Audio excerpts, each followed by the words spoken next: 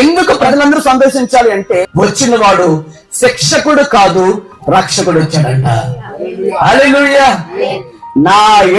నాలో పాపం ఉన్నదని ఎవరైనా స్థాపించగలరా అని సవాలు విసిరిన ఏకైక రక్షకుడు మనమందరము ఆరాధిస్తున్న యేసుక్రీస్తు ప్రభువు వారు మాత్రమే. గట్టిగా చెప్పబడి దేవుని స్తోత్రాలు చేద్దాం. హల్లెలూయా.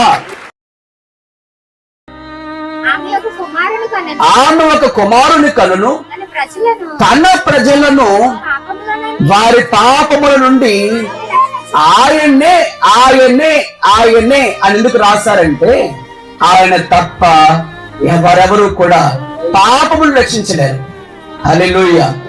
ఎందుకు ప్రజలందరూ సంతోషించాలి అంటే వచ్చిన వాడు శిక్షకుడు కాదు, రక్షకుడు వచ్చాడంట. హల్లెలూయా. రక్షకుడు అనే వారిలో ఎలాంటి గుణం ఉండాలంటే మొట్టమొదటిగా పాపము లేని వాడే ఉండాలి. అందుకనే ప్రభువు చెప్తారు, ఒక గుడ్డివానికి దారి చూపించలేడు. ఎందుకంటే ఎతడు పాపే అతడు పాపే. ఊబిలో పడిపోయిన మానవుని రక్షించాలంటే ఒడ్డు మీద ఉండాలి. కానీ అందరూ ఊబిలో ఉన్నారు, అందరూ గోతులో ఉన్నారు, అందరూ దిగిపోయి ఉన్నారు, అందరూ కూరుకుపోయి ఉన్నారు. క్రిస్మస్ అంటే ఏంటంటే మనం దేవుని ఎదుకు వెళ్ళలేం కాబట్టి దేవుడు మన ఎదుకు వచ్చిన సమయమే క్రిస్మస్ ఆరాధన పండుగ. గట్టిగా చెప్పబడి దేవుని స్తోత్రాలు చెప్తాం.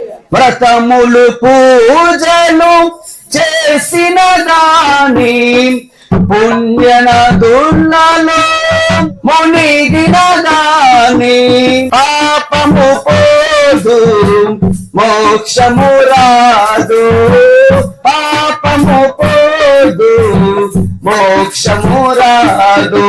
యేసయ్య మార్గం, ప్రభు యేసయ్య మార్గము, యేసయ్య మార్గం, ప్రభు యేసయ్య మార్గం.